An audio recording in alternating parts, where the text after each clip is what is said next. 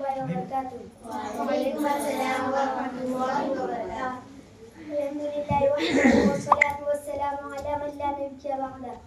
صدر محترم حاضرین جلسہ، آج کی میری تقریر کا عنوان ہے درسگاہ رسول اور درس انسانیت. ہم میں سے کوئی نہیں جانتا کہ حضرت آدم علیہ السلام کی اولاد کو انسان یا آدمی کہا جاتا ہے، لیکن انسان ہونا ایک الگ چیز ہے اور انسانیت ایک الگ چیز ہے. یہ ضروری نہیں کہ کوئی انسان ہو تو اس میں انسانیت بھی ہو، اگر کوئی آدمی ہو تو اس میں انسانیت بھی ہو. جاندار ہونے میں سب برابر ہے، انسان بھی جانور بھی، لہذا جان رکھنے میں انسان کو جانوروں پر کوئی فوقیت اور فضیلت حاصل نہیں ہے. انسان کو جانوروں پر اس وقت فضیلت حاصل ہوگی جب کوئی انسان ہو تو اس میں انسانیت بھی ہو. یہی انسانیت انسان کو یا تو جانور سے بڑا کر دیتی ہے یا تو جانور کے برابر کر دیتی ہے.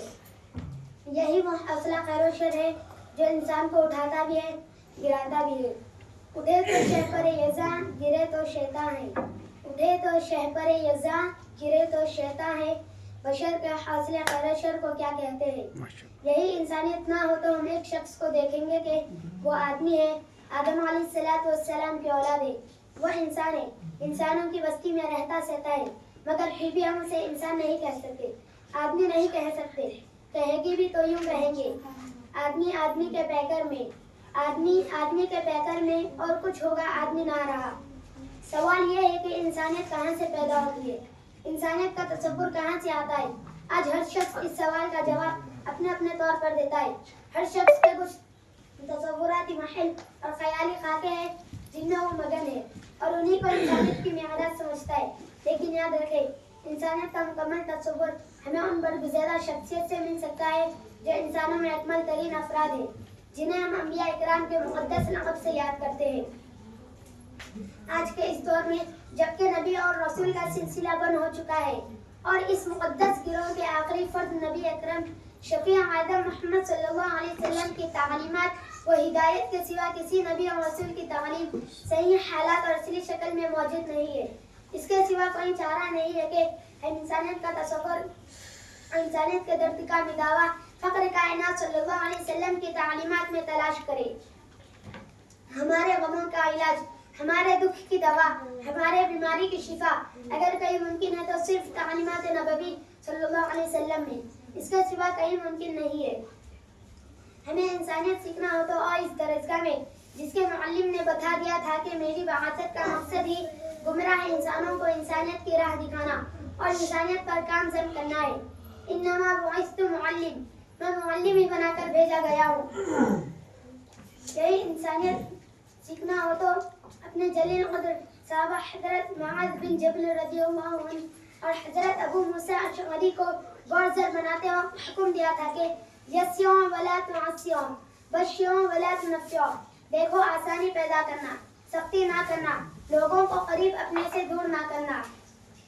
انسانیت سیکھنا ہو تو اس درسگاہ میں جہاں یہ تعلیم دی کہ انسان سب آپس میں برابر ہے، ان میں کوئی اونچ نیچ اور بھید بھاؤ نہیں ہے، ان میں کوئی چھوٹ چھاٹ نہیں ہے، ان میں چھوٹے بڑے کا امتیاز نہیں ہے، ان میں بزرگی اور بڑائی کا معیار صرف اور صرف ایک ہے اور وہ ہے تقویٰ، وہ ہے خدا پرستی، دینداری اور خدا وحدہ لا شریک سے زیادہ قربت و نزدیکی. لا فضل لعربي على أعجمي ولا لأعجمي على عربي ولا لأبيض على أسود إلا بالتقوى. کسی عربی کو اجمی پر، کسی اجمی کو عربی پر، کسی گورے کو کالے پر، کسی کالے کو گورے پر فضیلت حاصل نہیں ہے سوائے تقویٰ کے. ارشاد باری ہے، یا ایھا الناس، اے لوگو، انا خلقناکم من ذکر و انثی، ہم نے ایک مرد ایک عورت آدم حوا سے پیدا کیا ہے. وجعلناکم شعوبا وقبائل لتعارفوا، اور تمہارے مختلف خاندان بنائے تاکہ تم ایک دوسرے کو پہچان سکو. ان اکرمکم عند اللہ اتقاکم، تم میں سے اللہ کے نزدیک سب سے عزت والا وہ ہوگا جو سب سے زیادہ اللہ سے ڈرنے والا ہوگا. انسانیت کی راہ ہمیں اس نبی امی کی درسگاہ سے ملے گی جس نے یہ اعلان کر دیا کہ یرحمکم من فی الارض یرحمکم من فی السماء، تم زمین والوں پر رحم کرو، آسمان والا تم پر رحم کرے گا. جس نے کہہ دیا کہ لا یرحم اللہ من لا یرحم الناس، اللہ تعالیٰ اس شخص پر رحم نہیں کرتا جو لوگوں پر رحم نہ کریں. انسانیت کے متلاشی آؤ ہم تمہیں اس درسگاہ میں لے جاتے ہیں جس میں بتایا کہ ان یتیموں کی قبر گیری کرنے والا جنت میں میرے اتنا قریب ہوگا جیسے 2 انگلیاں. اور جس نے بتایا کہ جو شخص خود پیٹ بھر کر کھائے اور اس کا پڑوسی بھوکا سوئے. اور جس نے تعلیم دی کہ جو چیز تم اپنے لیے پسند کرو وہ اپنے بھائی کے لیے پسند کرو, جو چیز تم ناپسند کرتے ہو وہ اپنے بھائی کے لیے ناپسند کرو.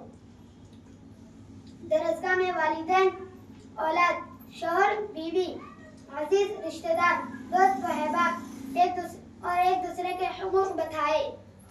یہاں تک کہ یہ بھی بتا دیا گیا کہ جانوروں کے ساتھ کیسا سلوک کرنا چاہیے. بلا شبہ انسانیت کا تصور میں اس درسگاہ رسول صلی اللہ علیہ وسلم کی تعلیمات کے بغیر ناقص ہے. اور ناقص ہی نہیں بڑھ کر میں تو بڑھ کر یہ کہتا ہوں انسانیت کا تصور درسگاہ رسول صلی اللہ علیہ وسلم کی تعلیمات کے بغیر انسانیت کا تصور ممکن ہی نہیں. اللہ تعالی ہم سب کو قرآن و حدیث پر عمل کرنے کی توفیق عطا فرمائے. آمین. وآخر دعوانا الحمدللہ رب العالمین. السلام علیکم ورحمۃ اللہ وبرکاتہ.